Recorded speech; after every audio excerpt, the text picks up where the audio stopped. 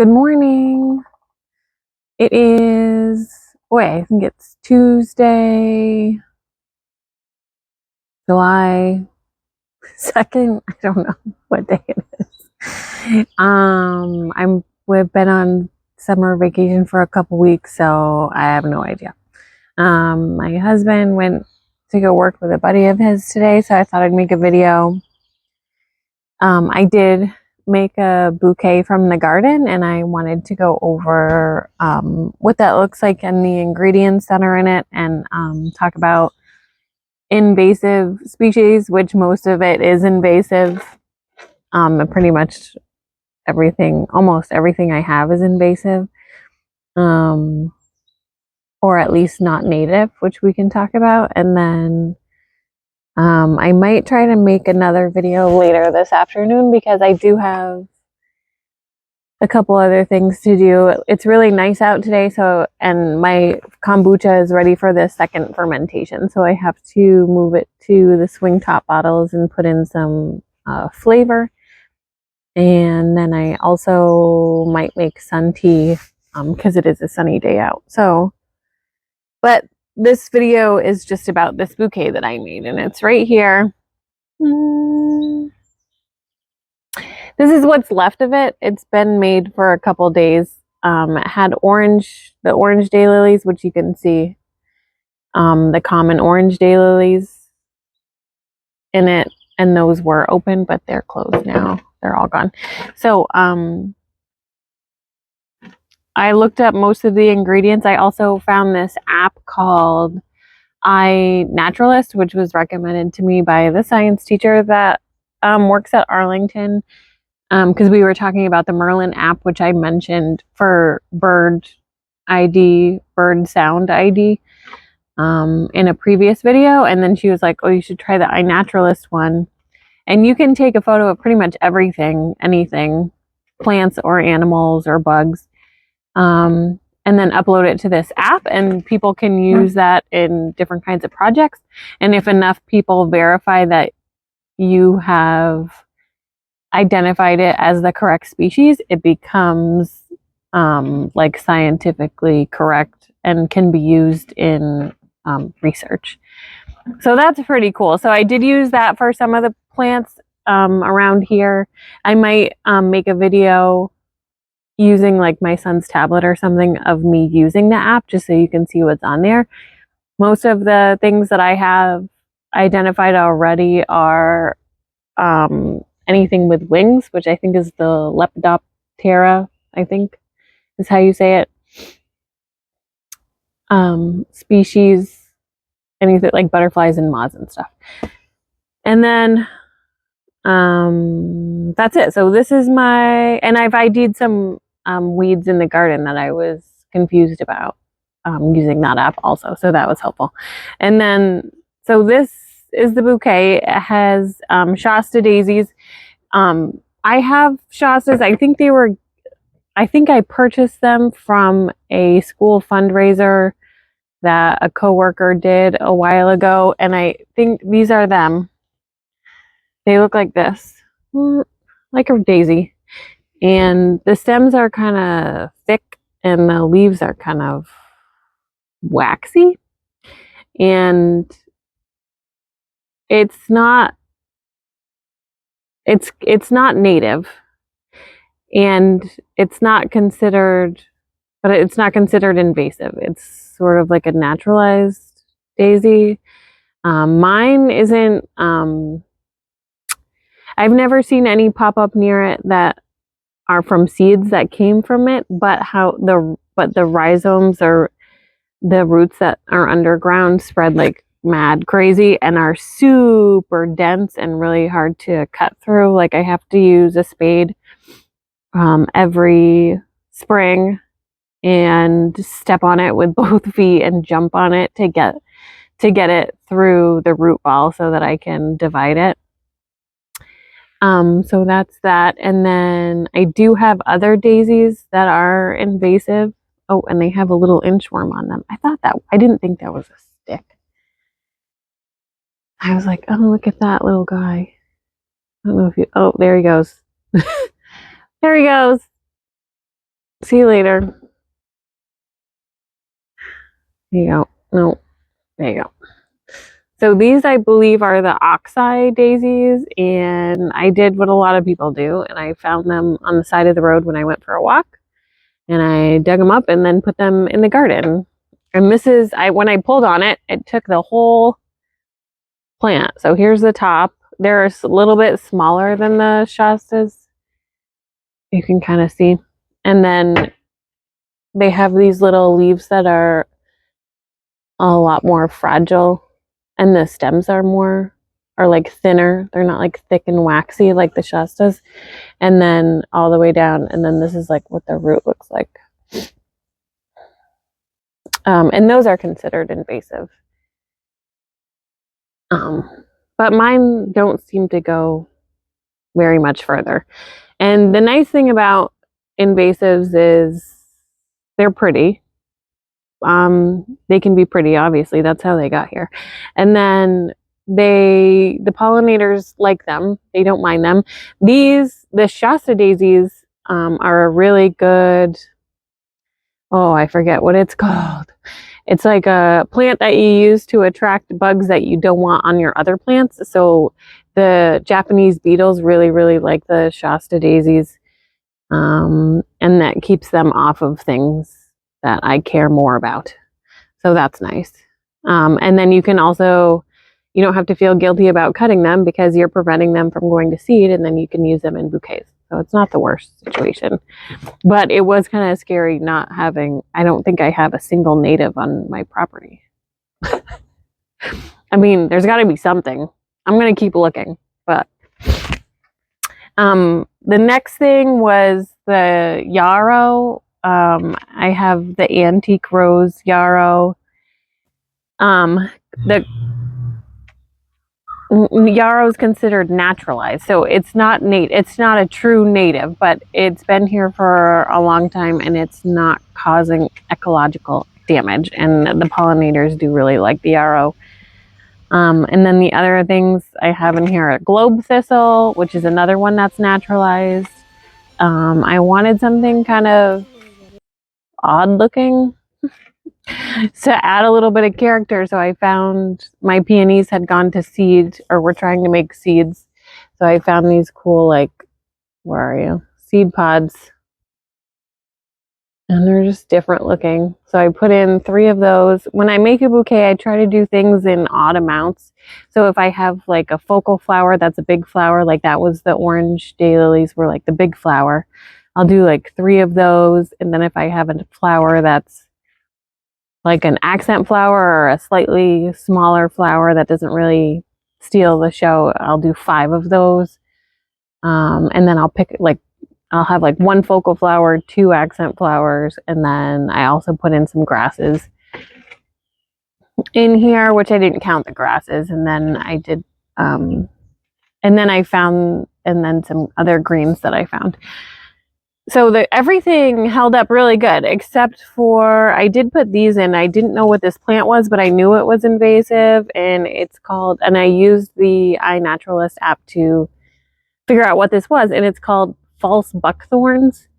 That's the species group, and it's like a tree, and it has these little berry type things, and they turn like black eventually, or like dark purple. And I thought they're kind of cool looking, but it didn't last. It wilted, so it's not really good for bouquets. But you could, if you wanted to, just like chop them down, because they're not good for the environment either. Those are the only thing that didn't last. Everything else held up really good. I used globe thistle. Globe thistle I like. It was here when we moved in. So before we moved in, it was like this woman owned this house. She was 87 when she sold it to us. And she had flower beds. And this is globe thistle. It's like a perennial bulb, and I like it. This is what it looks like when it's young. It's green. And I like it because it's different. It has a weird texture. It's kind of spiky. You have to be careful of the leaves because they can be a little bit thorny because it is a thistle. But like when it's young like this, you can use it as a green and just for the texture. And then once it's flowered, it's like a lavender color, purple flowers all over it. And the bees love it, love it, love it. Yeah, so that's the other thing. And then also astilbe, I think is how you say it. It's Astilbe. This kind is not native. There is a native kind. I don't know if I wrote it down. Oh yeah, it's called Appalachian false goat's beard, and that is the only astilbe species that is native to North America. And I have a picture of that, and I'll show it. But this is the other kind, and this is really pretty in bouquets, fresh and dried. Dry is really nice. And I found, oh, there was one native thing, fleabane. There is a kind of fleabane. I think it was called Pennsylvania. That's what it looks like. It's a weed. You know what's really annoying, actually, is when I was Googling things, I was like, is this native? Is this invasive? And a lot of the first websites that popped up said, well, that can be invasive. And I was like, I don't know what that means. Either it's invasive or it's not. And if you keep scrolling, scroll down, scroll down, scroll down, you get to the point where it says, oh, native, it's not invasive. And this was one of those things. And what's happening is chemical companies that own weed killers are making websites or are buying all that SEO. So like they're the first thing that you see. And they're like, it can be invasive. So even though this has been around for like hundreds of thousands of years, if you move into a house like a year ago, 2 years ago, and this pops up in your yard and they're trying to sell weed killer, they're just trying to convince you that this is invasive by saying it can be invasive, but it's not a true invasive. They're just trying to sell you weed killer. You don't have to kill everything in your yard. That was there when you moved in. Doesn't make any sense. Anyways, it's annoying. So you have to go to the right websites or scroll down, don't never take the word of the first website you come across or the first 2 or 3 even, because people, companies with money are paying for those spots. And usually they're trying to sell you something. So this is fleabane. I really like it. The pollinators really like it. I leave it and I put it in bouquets. It is kind of awkward at the top. So when I have a plant like this and I want to put it in a bouquet, I'll put this because it's sort of like has like 3, I don't know, legs. I don't know what you want to call them. Stems. Probably stems coming out. I will put this in the center of the bouquet, and then I will put different flowers in the negative spaces, and then it will look like you have 3 long stems, even though it's all one stem. So that's what I did in this case. And then I did put in, I think we talked about the yarrow already. I think that's everything. Yep, that's everything.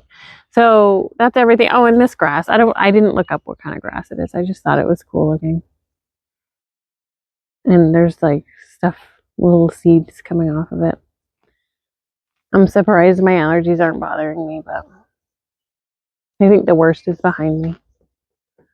So that's that. I did find, because I know we talked about comfrey, so I looked up that. That's invasive also. The variety that I used. Oh, look at that little guy. Oh, you're dead. Okay. And I did find, and I'll post a picture of it. I'm going to move this like this. There is a type of comfrey on the Vermont endangered species list, and it's called northern wild comfrey, and it does not look like what I have, and I'll post a picture of it, but the leaves basically kind of hang out closer to the ground, and then the stems are long and stick way out above the plant, and then the flowers are also, they look a little bit like the comfrey I have, but and they're still really pretty, but it just, you can tell it's not the same plant, and that's considered endangered. So if you find that, you can take care of it, try to keep it going, try to divide it eventually, although I don't know how you would, because maybe from a cutting you might be able to divide it from a cutting, or collect seeds from it, because comfrey has tap roots. It's like a taproot plant, and I guess the taproot can grow up to like 10 to 12 feet into the ground, and so a lot of people use comfrey leaves to make compost tea, because the idea is like the nutrients in the deep earth underground are brought up into the leaves via the. So I lost you because I ran out of storage, either in my cell phone or in my Google account. I'm not very tech savvy, so I had to figure out a way to make room so that I could finish this video. But basically what I was talking about at the end of that was compost tea. So compost tea, yeah, oh, thank you.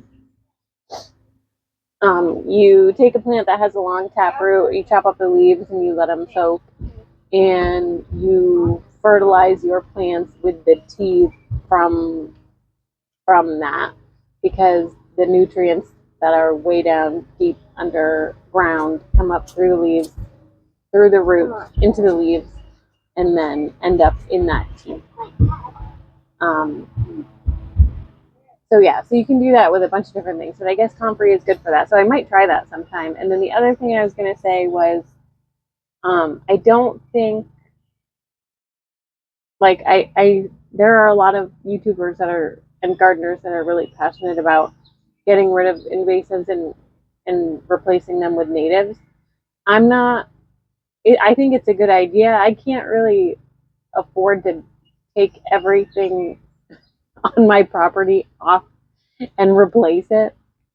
But I did find, but I'm going to try, like, one at a time, or just try to find some natives and just introduce them and take care of them.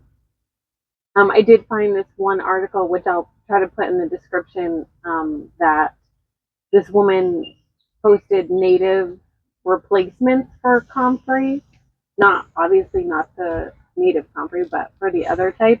And there are a lot of really pretty things on that list. And also I'm going to post a link in the description to the Vermont list of endangered species, plant species. And that is a long list, but you can kind of pick things out. There are a lot of really pretty stuff. There's a lot of pretty stuff on that list too. And you just, pick one out and Google it and see what it looks like. So yeah, so I am going to try to introduce stuff, and they did talk about that too when I took the Master Gardener course. They talked about replacing the burning bush. The burning bush is like a big one. Everybody has one. I think my aunt and uncle bought a burning bush for my parents for their wedding anniversary one year, and they still have it in their backyard. And it is considered invasive. And we have one on our property. That's the one out front where the cardinals were making a nest. Ours, like, I think it depends on where it is on your property. Like, I've seen people put like weed cloth down underneath it so that when the seeds fall down, they can't sprout. They can't set roots. But what is this? Ooh, that's beautiful. Yeah, it's so beautiful in the desert. Way over there. In the desert?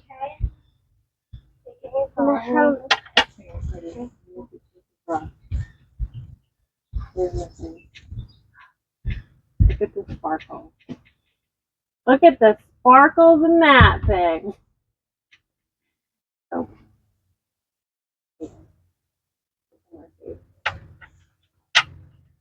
I did Wait, where was I? What was I thinking about? What was I talking about? Remember? Plants. Seeds. Oh, the burning bush. Okay, so that's another one. So a woman in the Master Gardener class, she was talking about how she took her burning bush and she replaced it with, I think it was a native type of blueberry shrub, and she was talking about the pollinators. Pollinators, like I said before, like they're okay. They're okay. They do, like, I plant zinnias and dahlias and stuff, ornamentals that are not from here, and the pollinators will pollinate them. But if it's native, there it does make a difference. Like she said there would be like a few bees on the burning bush, and then she replaced it with that blueberry shrub, and she was like in hundreds, like covered in bees. So I think it'll be interesting if I can find some native things to see if they do make a difference. Because you do see a decline, like from year to year. You're like, oh, I remember this.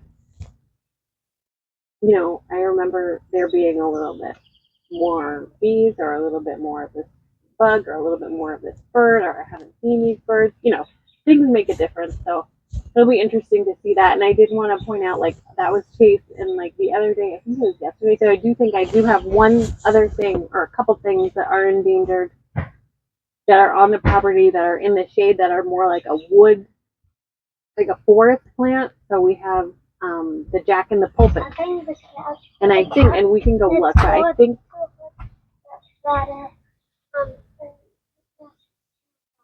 yeah, I'll have him show us. But he went over and he said, I found these red berries on the ground, and what did you squeeze one? The red berry, and then it popped on your face. And there's still a little bit like stuck on his eyebrow. I'm pretty sure that was a jack and pulp. Can you show us where it is? Is it over there? Hold on. I'm going to turn the camera around so that we can see. All right, let's see. How do I turn it around?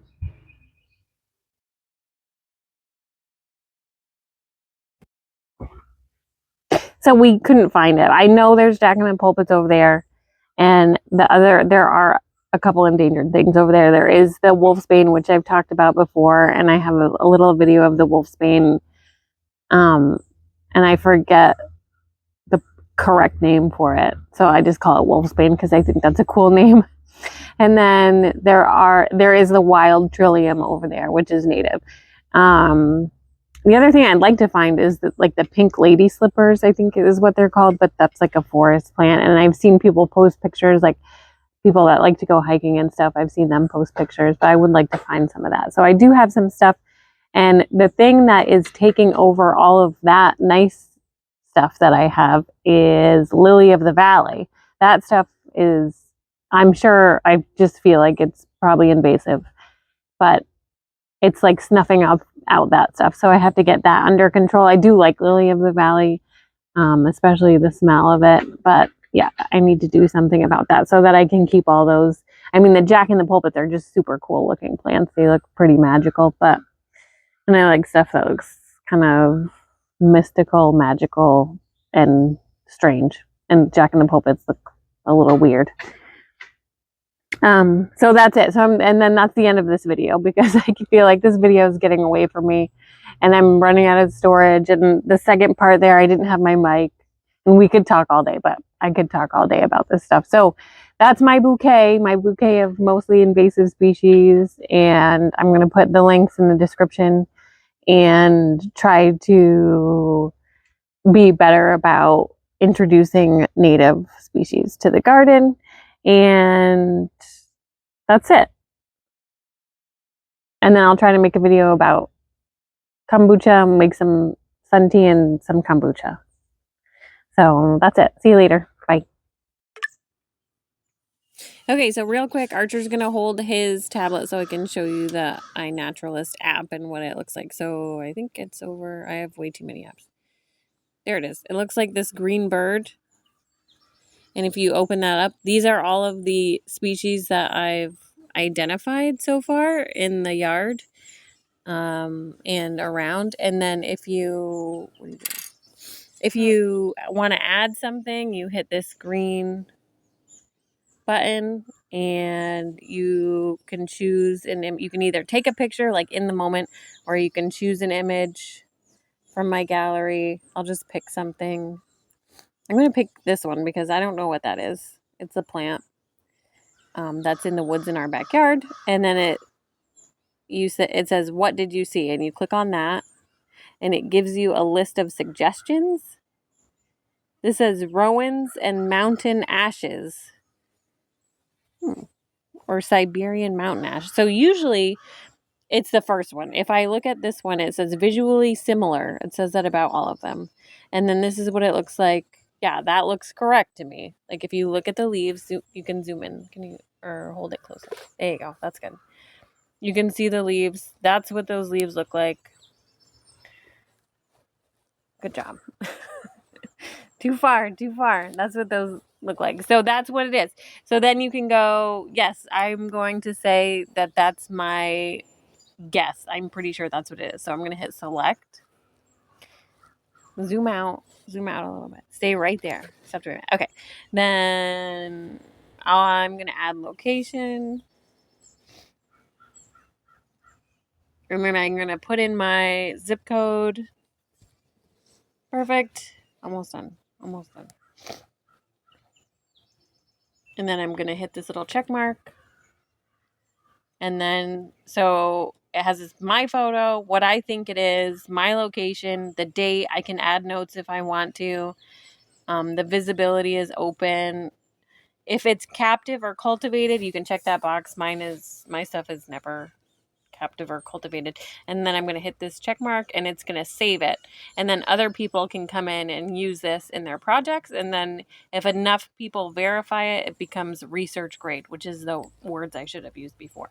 So I have all these. I have a dark fishing spider, American nursery web spider, some moths, the white spotted sable moth, maple looper moth, and then butterflies, all kinds of stuff that I've ID'd, and some plants that I've ID'd. So that's it. Yay! So that's the app. So you should download it. That's it. You can turn it off.